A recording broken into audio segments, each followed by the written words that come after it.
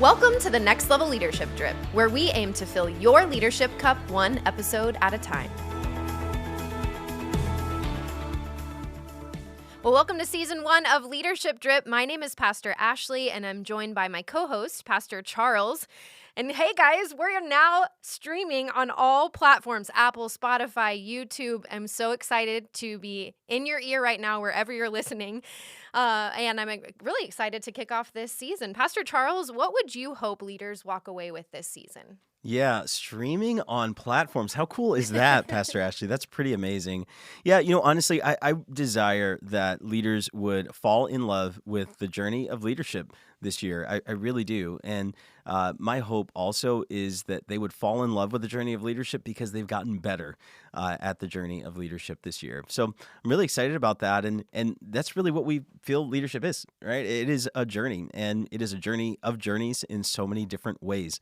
I think about this overall life journey that we're on and the calling that we're walking in, but that journey is also filled with journeys in different seasons, and there are so many different seasons. And what we found is that in these different seasons, a leader has to have vision. They've got to understand where they're going. I think, Pastor Ashley, about we've just recently done some vacation planning, and my goodness, if you ever want to get really excited, do some vacation planning, right? And here we are. It's gotten ridiculously cold in Florida, and I'm dreaming about a vacation that I've got coming up in the Keys, and so I know the destination, and so we need leaders that have a visionary destination. It all really starts with vision.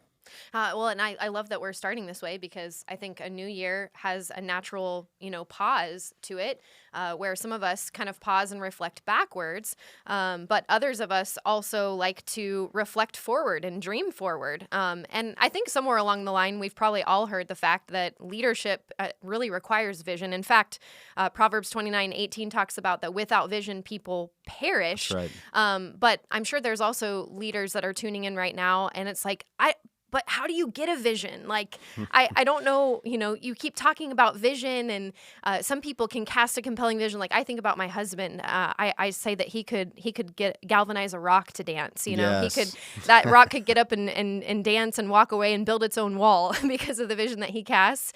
Or you come into a new year and you have dreams for where you want to lead your team. And I may know where I want to lead them in the next month or 2 months or even 6 months, but it may be a struggle for me to know what the next year looks like. It's this contrast of like dreamers versus builders. And so, Pastor Charles, where have you seen leaders get stuck? The dreaming without acting, or maybe even the acting without the dreaming? Yeah, I've had the benefit of being in some huddles with your husband, and so let me just say a hearty amen to that.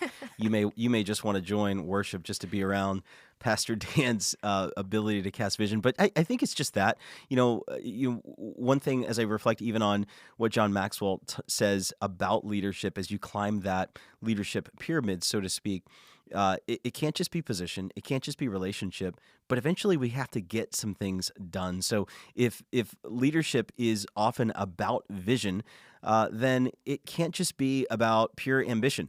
I am a dreamer. I'm dreaming about, different races that I want to run in and different things that I want to do. But eventually we've got to put some action to the vision. So it's not just about, hey, guys, wouldn't it be really fun to climb Mount Everest? Great. And we're talking about it, but no one ever begins to pack a bag, and no one ever begins to take that first step. But also, we also know that there are leaders out there that just rush the mountain, and they're rushing the mountain, and before you know it, there are arguments that are happening. There's confusion because we have no idea. Wait, what are we doing? What mountain are we climbing, and where are we going? So, I think it's both about having vision, but also having a thoughtful preparation so that we can step in the right direction with efficiency, with productivity, and also with a lot of joy. I think, if I was to think about a lean that I had, I'm naturally a visionary. I naturally have dreams. But one of the things that I love is surrounding myself with people who are practical, people who have great decision-making abilities, and people who have a whole lot of tenacity and who like to help, because I get to see a lot more of my visions getting done because I surround myself with the right people. It's all about also having the right team. Yeah, I would say that's where I fall. I am more of the, you tell me your vision and I'm going to tell you how to get it done.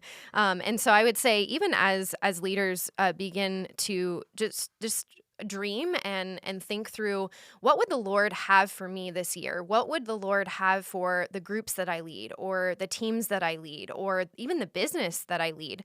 What would the Lord have? I think for me, it's not necessarily always in the form of my own personal visions and dreams, but surrounding myself with the right people and the right team. It's inviting a guide. It's inviting friends. It's inviting the right counselors and the right people. Honestly, in many cases, it's inviting you, people like you who can dream and help me see the bigger picture, not just the 2 months from now or 6 months from now, but the 3 years, 5 years, 10 years from now, to stretch me in my visionary leadership.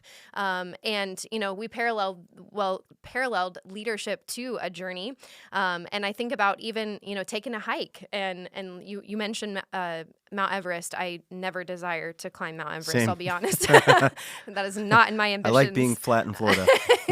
But I have had the opportunity to climb a few mountains. In fact, many years back, a part of our orientation trip was climbing a mountain, Mount LeConte, up in Tennessee. And actually, my husband and I found ourselves in 2021 fully set to go on a cruise. And you can imagine there's zero elevation lift there.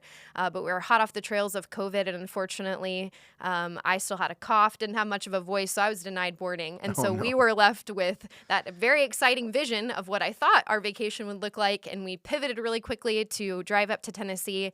And I was so excited to get to actually bring him along the journeys that I had been on and to climb that mountain. But let me tell you, we were not prepared. We were going to be, basking by the ocean, reading some books, and suddenly we found ourselves hiking 12 miles, over 1,000 miles of elevation. And this Florida boy and Florida girl were not prepared. So let's talk about the preparation side of the journey. I love it. Yeah. When we think about leadership this year, and, right now, Pastor Ashley, I have in mind all the different leaders that we get an opportunity to interact with. You've got ministry leaders, you've got lead pastors, you have kids directors, you've got people who are coaches of different teams. Maybe you're on an experienced team or a next steps team, or you're a high level volunteer and you're experiencing what leadership looks like as an apprentice. And regardless of where we are as a leader, we all have to decide to choose our trail. We've got to choose our trail. If we were to think about one of those mountains, Mount Everest, and or Mount LeConte, whatever, we have to figure out what is the actual destination. And once we understand that destination and the trail that we are going to take, then what's the terrain? In other words, as we define our destination, it allows us to not confuse or waste our movement. For example, if the trail that we're going on is directly due south, and if we don't define that and if we don't communicate that vision, then we'll end up going southwest or some other direction, and we're wasting time, we're wasting energy, and we potentially may waste our supplies. So defining the destination allows us not to waste our movement. Really, when you think about any time where there's a lot of momentum, it's when the team is ridiculously clear about what we're focused on. And if we're not really clear about that, let me just tell you, regardless of what you're doing, there are a whole lot of things to focus on. And we don't want to just start running and finding ourselves without direction, or finding ourselves on a team where there are multiple different directions and all of a sudden there's division because there isn't a clear vision. And I've always noticed this, that teams that lack direction or a clear visionary destination will make the least common thing the destination. Right? So the vision of our church, as an example, is to lead people. We exist to lead people to become fully engaged followers of Jesus. And I imagine there are hundreds of leaders that said that with me, Pastor Ashley, as I said that, right? That's why we exist, right? But it can easily be that we exist to pull off church services. If we're not really clear about that vision, it's so easy to just say, well, we exist to strum the guitar chords the right way, or we exist to make sure we're pouring the coffee right, or I don't know, we exist to just survive this church service. But we have to make, as leaders, the vision ridiculously clear.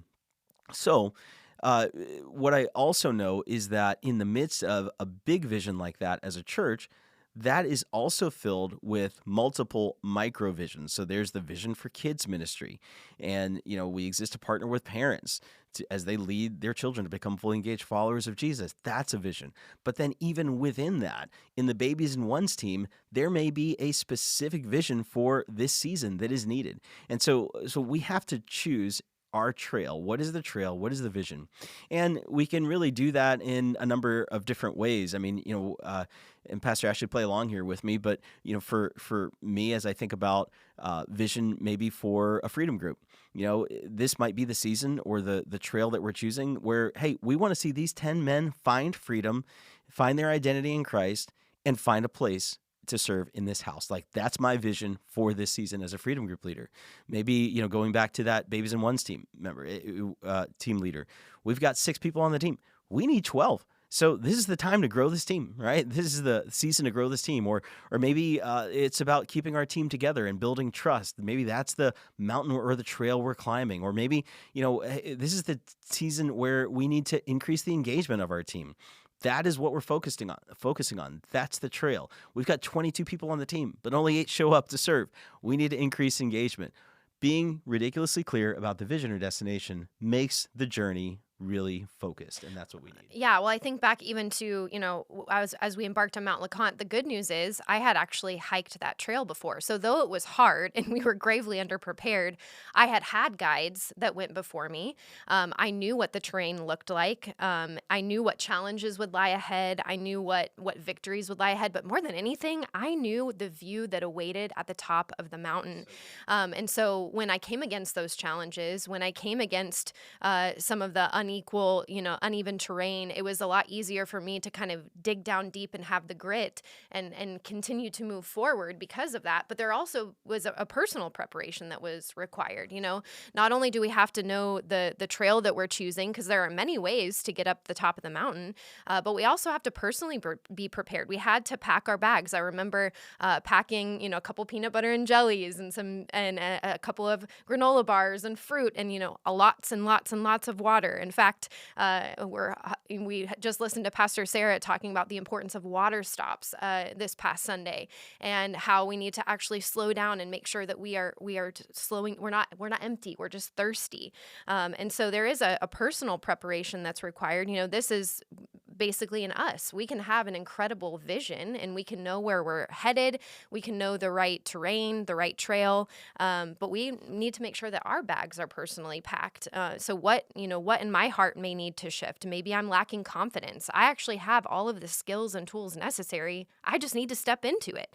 Or maybe there's hurt or offense or fear, or maybe I actually don't have the right tools or I don't have the right skills. There's an area where I'm feeling incompetent and I need to reach out and ask a leader or someone who's done this before for some wisdom. Maybe it's a book that I need to read or a podcast I need to listen to, or maybe I need to start meeting more frequently with a mentor and ask questions and just have them instill in me. It's what commitments am I going to make? How am I going to show up and make sure that I'm personally prepared? But not only is there a personal preparation, but there is a creation of a plan. You mentioned the importance of vacation planning. Along the way, there is those water stops, those halfway marks. It's even the time of day. It's the given and take of energy management and priority management. But more than anything, I think for me as a leader, it allows me to have something to look forward to. Again, it goes back to sometimes leadership is just hard, right? We don't always have a lot of control in the people that we lead. And I think oftentimes I've been found in circles and conversations where I've asked people, what's the hardest part about leadership? And the hardest part is knowing what is best for someone and encouraging them to take that next step and then watching them walk the other way. And so it's this lack of control. And so in those areas that, we come against these hardships of leadership, we also need to make sure that we have a plan to look forward to rest and to replenish and to make sure that our own souls are taken care of, so that we can move forward. Right. And what you're talking about, Pastor Ashley, is just that idea that it's not enough for a leader to have a visionary destination or even to ensure they understand what their trail is, but before we embark out on this leadership journey, we've got to prepare personally. And there are all these inherent challenges with preparing personally as we lead. But leaders, we know this, especially as spiritual leaders, God gives us the grace to be able to do that. And the destination or the expedition that we're on will only go as far as the leader's personal preparation. And that personal preparation also continues to extend towards understanding what challenges we will anticipate along the way. So, going back to some of those different destinations, whether it's growing the team or growing the team's engagement or getting this group of guys or this group of ladies through freedom and getting them more engaged in the church, we've got to understand what are the challenges that we anticipate along the way. How do we prepare ourselves for some of the mindsets that we might encounter? Maybe the mindset that this isn't important, or the mindset that we don't have enough time. What are some of the habits that we're seeing on our team that need to break as we begin on this trip, or as we continue on this trip? And are those habits that in our group we tend to treat the group like a dumping ground instead of growing deeper together? Or maybe we're taking the opportunity to try to fix one another as opposed to allowing God to move in us. Whatever those things are, as leaders, we need to be really realistic about what we're going to experience or what we anticipate so that we can continue to prepare. So we're preparing ourselves practically, but we're also preparing for those challenges along the way. Pastor Ashley, I'd love to hear more from you about just what about this season? The season in which we travel, or which we travel these terrains, really matters as well. Yeah, I'm glad that you mentioned that. Of course, there is having a really clear visionary understanding of where we're headed. There is the personal preparation, but then sometimes we have to ask ourselves, is this the right season to actually pursue that dream? Is this the right season to take on that challenge? Is this the right season for growth? Even using this hiking illustration, we wouldn't hike in Minnesota in February, or if you desire to do that, God bless you. But you might want to hike in July when the weather is a little bit nicer. And so I would say, when it comes to your capacity right now as a leader, what are the right things to say yes to versus what are the right things to say no to? I mean, I'm reading a book called Uptime and reminding myself that every time I say yes to an obligation, I'm either consciously or subconsciously saying no to something else. And so how do we actually position ourselves to take on the right challenges in this season? Maybe it's a new phase of life. I'm also a mom of an almost 1-year-old. I can't believe it. He's 11 months old today. But in that realm, there were things that I couldn't have said yes to. And then there are things that I can now say yes to as he begins to get a little bit older. There's always considering the season and determining whether or not is the right time. And then I'll land with this. For some of us, we've also just been in leadership for several years now. And so it's right for us to consider, the trail that we want to have. It's right for us to pack the right gear, create the plan, find the right team around us, surround ourselves, consider the season. But evaluation also plays a hand as well. If you've made this hike before, maybe you're leading the same team in this new year. Maybe you're leading the same group. I'm going into leading probably my 10th or 11th freedom group. So this isn't my first rodeo. But I'm asking myself, what would I have done differently that I want to do differently now? Where did I maybe overpack? I overpacked my schedule, and it actually it prevented me from fully being able to lead the women that I've been entrusted to the way that I desired to. Or maybe I underprepared. Maybe I packed my schedule so full that I was running straight into group, and I didn't have time to personally prepare, or spiritually prepare, to pray. Or who would I change around you? Maybe I didn't have an assistant leader in one group in one season, and now I want to have an assistant leader so that I can invest and share my mindsets and insights with someone else, so that I can multiply. So it's not just me leading freedom every semester, but it's multiple people leading freedom. There are other ways that we can slow down and evaluate. I love that. Leaders, we are so excited about this season of Leadership Drip. Leaders, it's time to pack our bags. We are going on an incredible journey. That journey starts with vision, personal preparation. Starts with recognizing the challenges that we may encounter, creating a plan, and also recognizing, hey, what am I going to do differently? Here's what I want to challenge us to do. I want to challenge us to really answer that question, to go to God and answer that question. Where is it that we need a renewal or a refreshed vision? What's the season? How can we define this particular season? And that will really determine how we journey and how we lead those on our teams or maybe in our groups to journey. And I would love for us to take the challenge of finally having a conversation. Find a peer, a coach, or a group leader, or maybe it's even the staff member that you report up to as a next level church team member. But find someone to talk a little more about your journey. And we hope that you subscribe, share these episodes, and get ready to tune in to the next episode of Leadership Drip. We're excited to journey with you this year.